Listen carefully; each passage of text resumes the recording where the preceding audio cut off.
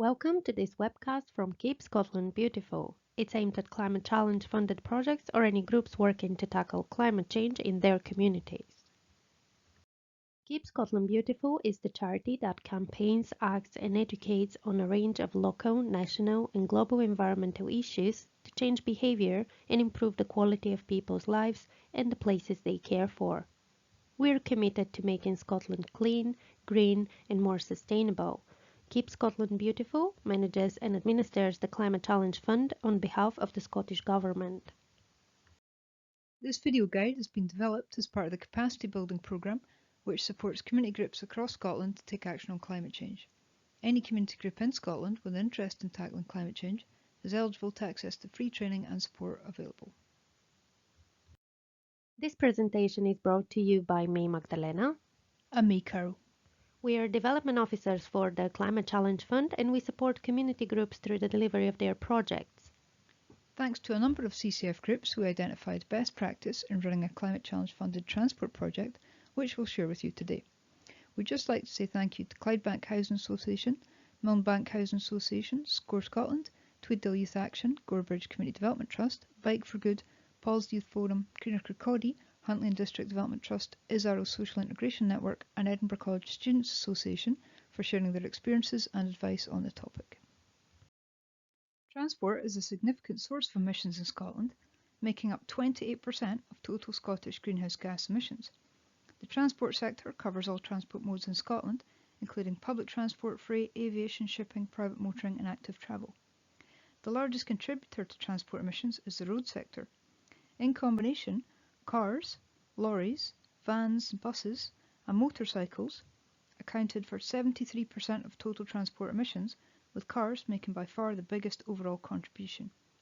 There are two broad categories on how emissions can be reduced: doing it less and doing it differently. And we're going to talk about each of these in turn. We'll provide a link to the Keep Scotland Beautiful Carbon Literacy Guide at the end of this presentation, where you can find all of this information. Doing it less means making fewer or shorter journeys. In order to make fewer journeys, we need to find ways to do all the things we need to do, for example, work, shop, learn, play, and keep in touch with friends and relatives, in fewer journeys. What's feasible and desirable is different for each person. A GP can't work from home, but many people could. Many journeys we take are unnecessary or could be avoided by combining them with other journeys. For example, going to shops on the way home from work rather than as a separate trip at the weekend. Sharing journeys with others effectively reduces the number of journeys we make. By car sharing to work, people can halve the number of individual car journeys and the consequent carbon footprint. To make our journeys shorter, we need to find ways to do all the things we need to do, but with shorter journeys. This means making decisions about where we live, work, shop, learn, and play in relation to each other. Some of these discussions are more significant than others. Shopping closer to home is likely to be easier, but persuading the rest of the family to holiday in Scotland rather than Florida might be a bit harder. Big life decisions such as choosing where we live, work, and send children to school can commit us to long or short everyday journeys. Doing it differently means changing how we travel. Here we can see how much CO2 emissions are produced by traveling 1 mile. Only cycling and walking are considered to produce zero emissions. When you swap transport modes, for example from car to cycling or car to bus, this is called a modal shift. In terms of getting people to change how they travel, the travel hierarchy can be a useful model. Active travel is the most desirable option from a carbon reduction point of view, but for people using transport near the bottom of the diagram, it'd be a big step for them to suddenly start cycling to work every day instead of taking the car. So you'll need to encourage them to walk or cycle 1 or 2 days a week. If active travel is too much of a jump for them, you can encourage them to move one step up in car share, or at least start using fuel-efficient driving techniques. So how do you go about encouraging people to get involved and start travelling less or travelling differently? We'll discuss each level of the transport hierarchy in turn, as well as general engagement techniques, and what current and previously funded transport groups have been doing.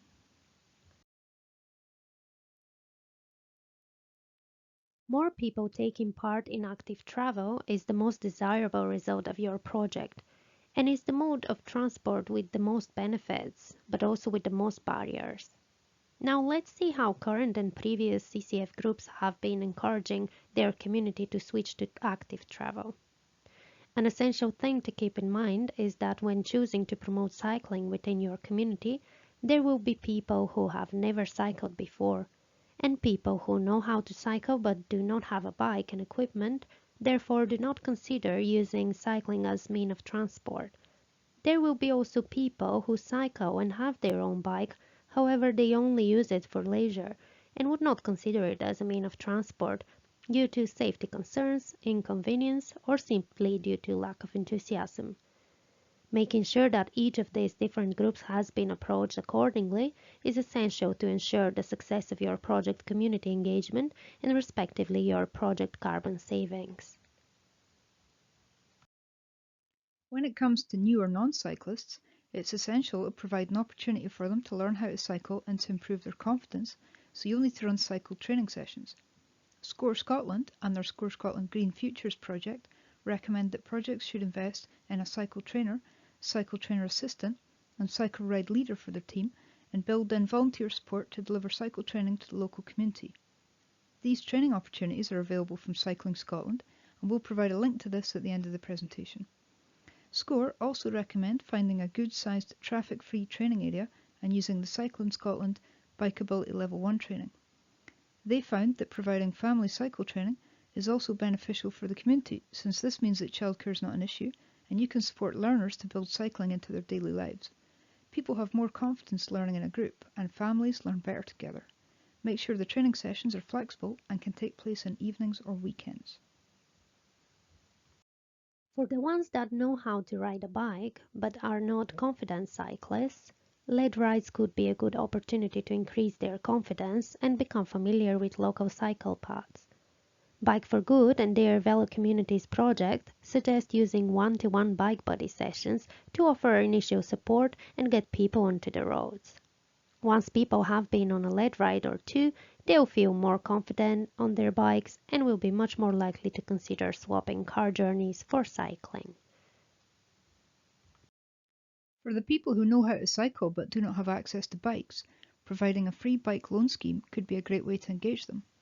Some people might not be aware of bike share schemes in their local area, such as Next Bike in Glasgow and Stirling, and Just Eat Cycles in Edinburgh. Bike for Good also highlights that it's essential to be able to provide advice to participants on safe cycle routes. Websites such as Travelline Scotland and cyclestreets.net can both be used for planning journeys. The latter shows how hilly the journey is and how busy the roads are, so you can choose the quietest route. Strava and other apps such as Map My Ride plot your route as you go on your phone's GPS, so this is good for monitoring miles travelled, sharing information with other cyclists, and generally feeling part of a community. For people who feel that cycling is too dangerous but walking is too slow, it might be worth talking about scooters. Suggesting participants cycle to work or school every day might sound a bit challenging, but to encourage it just once a week will feel more achievable and is likely to attract more participation. Current and previous CCF groups agree that providing free bike repair sessions such as Dr. Bike is another great way to engage with your community. Some people may have broken bikes at home and do not know how to repair them or find it too expensive. When delivering free bike repairs, however, you should make sure that you do not duplicate services that local bike shops provide and seek to involve them asking to bring e-bikes for tryout during your events, for instance. People like a challenge, and working towards a common goal can be very effective. During their Room to Roam Further project, Huntly and District Development Trust invited long-distance cyclist and adventurer Mark Beaumont to deliver a talk in their community, and then launched a winter walking and cycling challenge which attempted to match Mark's record-breaking 6,718-mile cycle from Cairo to Cape Town by encouraging people to walk, cycle or work from home and report the amount of miles not driven. The response from the community was overwhelmingly positive, and by the end, they'd smashed Mark's total, clocking up 6,892 miles. Similarly, The Scottish Workplace Journey Challenge takes place every year, organised by Sustrans. Workplaces compete to see who can clock up the most miles travelling work by leaving the car at home. This year, almost 5,000 people took part. It's a great way to encourage more people to try active travel, car sharing and working from home.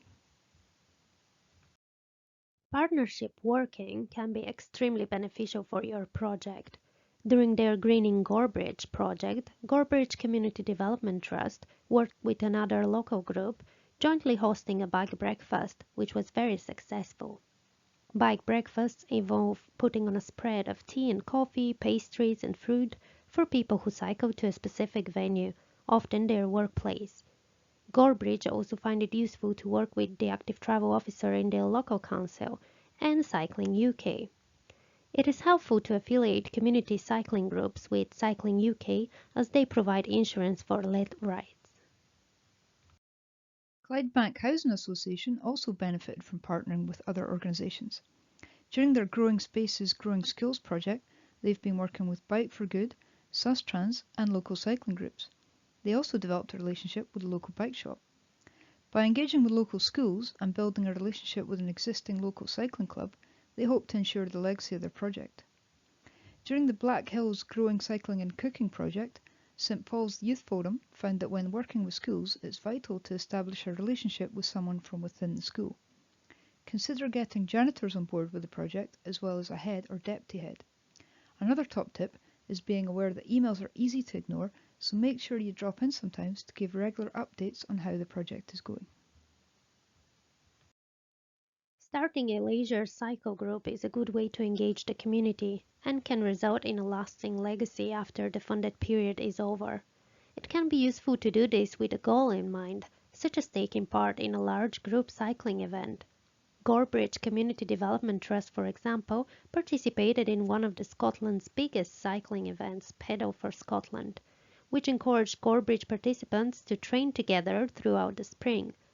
Bear in mind, though, that recreational rides don't actually save carbon. However, they can be used as an engagement tool to get people onto bikes so that they could be encouraged to leave the car at home for some trips. Another interesting example of successfully engaging participants in active travel is the Kirkcaldy Walking Festival, which is one of Greener Kirkcaldy's most popular events during their Zero Waste Kirkcaldy project. They brought together 13 local organisations who delivered 14 walks with 230 people over 41 miles. This was a great way of engaging people in sustainable travel and climate change in a fun, everyday way that anyone could relate to. After high demand, they're running the festival again this year, while lots of new groups want to run walks within their communities. The examples of activities we have mentioned so far are common, and many travel groups deliver them in order to engage their community with cycling and walking. However, as many of our CCF travel groups found out, building relationships and understanding the specific community you're working in is key to encouraging local people to be involved in active travel. When discussing behavior change with participants, it is important to find out why they are motivated to make a change. To save money, get fit, or save time? And tailor your discussion to this. During their Go Green Low Carbon Travel project, Edinburgh College Student Association, for instance, conducts feedback in order to understand their community better. And they find that feedback extremely helpful for promoting future sessions. For example, they ask about whether people who took part in their activities were more motivated by saving money or reducing their carbon emissions. They also ask whether participants found it useful or enjoyable and so on, and then use the quotes and percentages to promote other sessions. Some people will need a lot of convincing, so offering them activities or incentives to overcome their specific barriers is essential.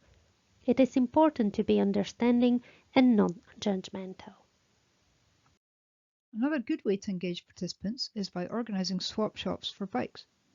St Paul's Youth did this, and at the swap shop, families could swap old bikes that young people had grown out of for refurbished bikes that was an appropriate size for that young person. Although they had some good successes, they quickly discovered that lots of families didn't have a bike to swap. They therefore extended the scheme so that those families and young people who didn't have bikes could still receive an upcycled bike. This is a good example of how the one model suits all approach does not work. Flexibility is key to approaching local young people and families, and it's essential that you target your whole audience. If you find that people in your area don't have a bike, why not just offer it to them for free?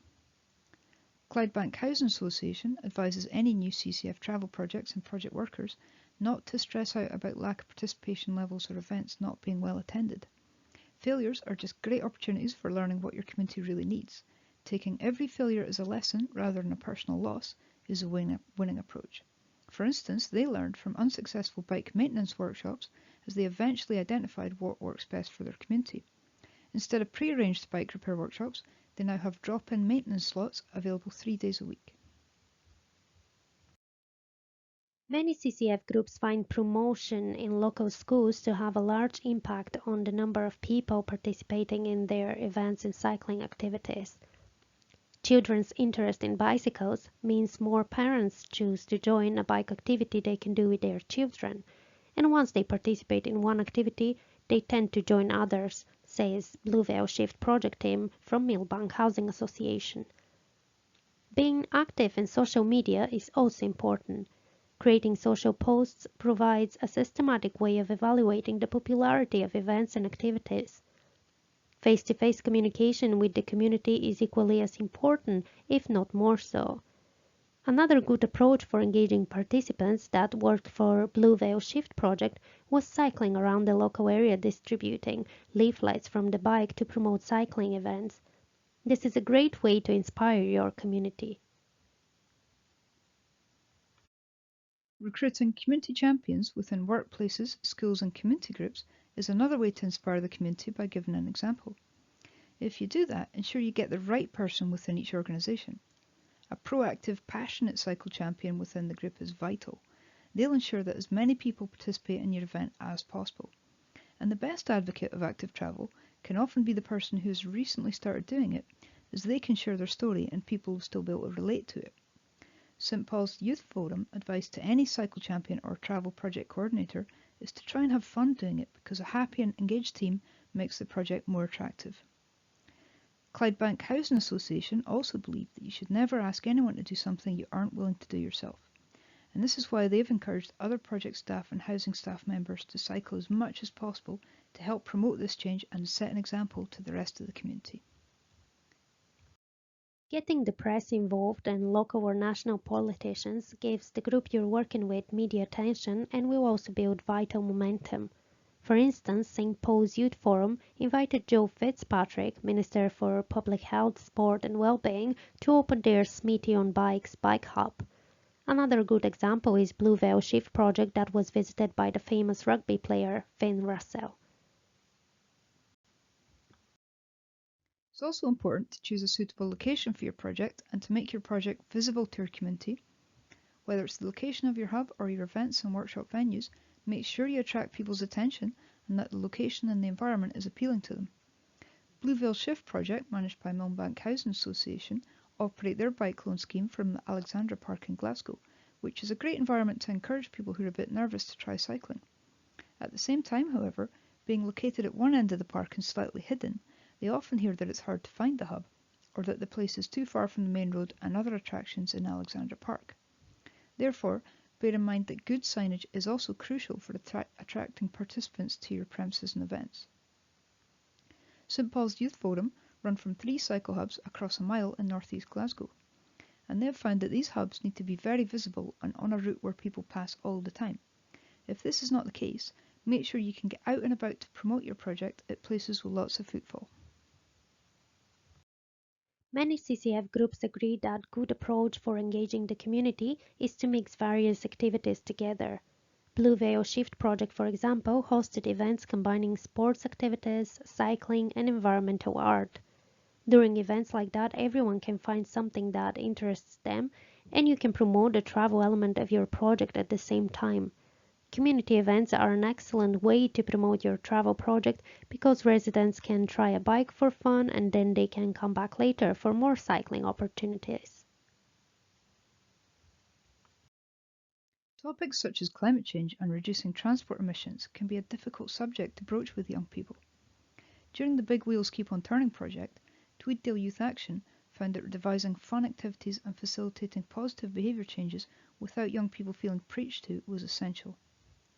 To reach their target audience, they had to think outside of the box and receive some amazing ideas from the young people themselves. From bike-powered neon signs promoting the project to using ramps for bike demonstrations, they found it was important to use eye-catching branding and activities which the young people could relate to. This gave them a good platform to discuss the purpose of the project and what they can do to get involved. They said that the main points are make it fun, make it different, make sure everyone knows about it.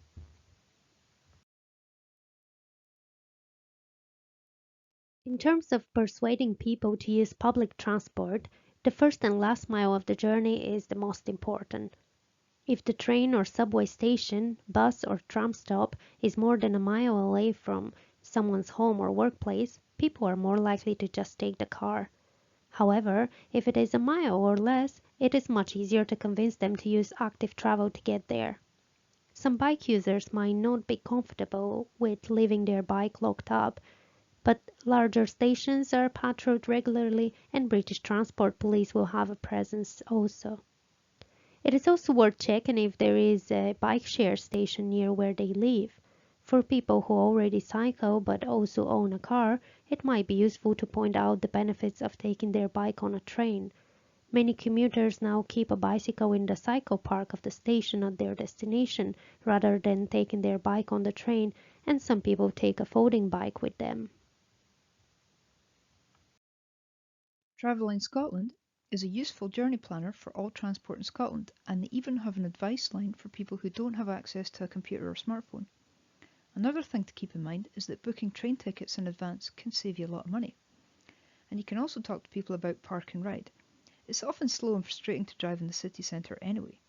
And some of the regional transport partnerships, such as SPT and Sestrans, will have information on these on their websites. There are many lift share websites and some groups have even created their own. Many of the regional transport partnerships, Hitran, Sestran, and Tactran, have set up lift share schemes in their specific local authorities, which you can signpost people to, and some have other resources too. For example, Hitrans have created an online active travel app for Inverness. Many groups have a fleet of electric bikes which people in their community can borrow to try out or hire. These are great for overcoming barriers such as hill areas and people feeling that they're too unfit to cycle. They're also a great way to get people to consider commuting to work by bike.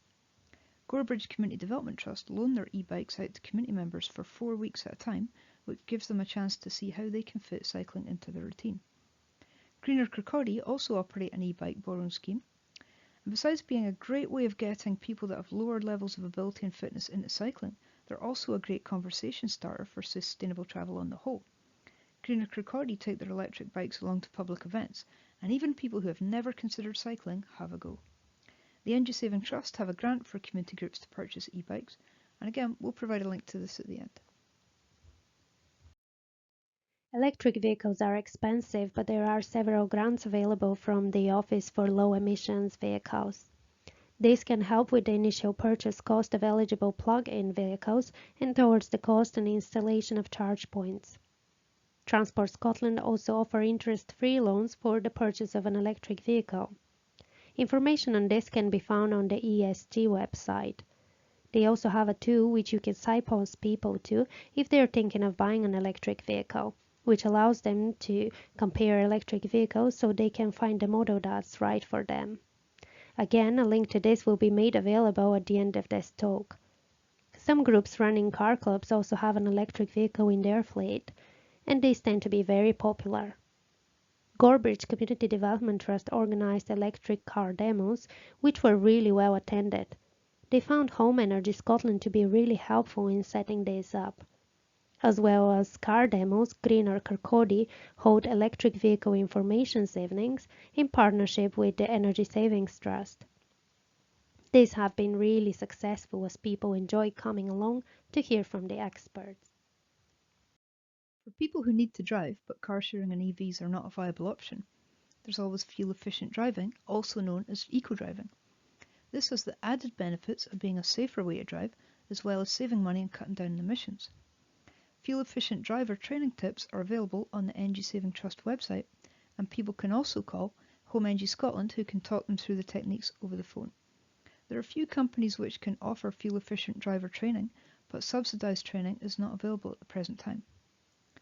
ISARO's Climate Challenge Initiative is one of our CCF projects that have delivered fuel-efficient driving in partnership with the Energy Saving Trust.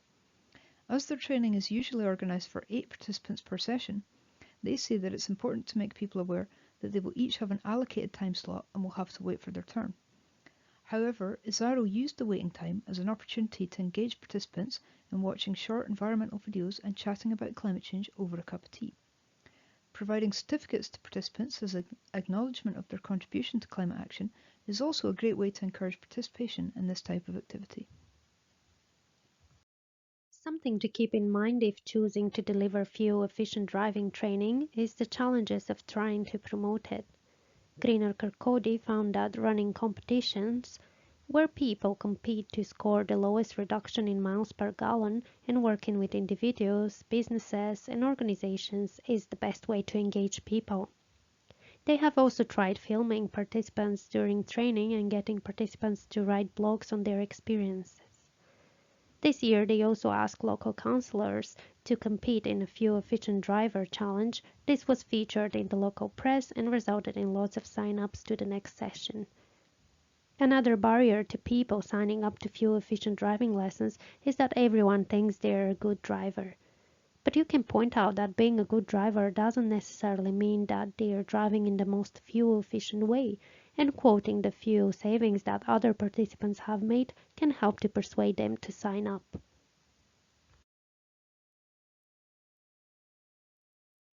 Simply knowing how to ride a bike, owning a bike, or having someone to cycle with is not always enough to help people switch their mode of transport to cycling.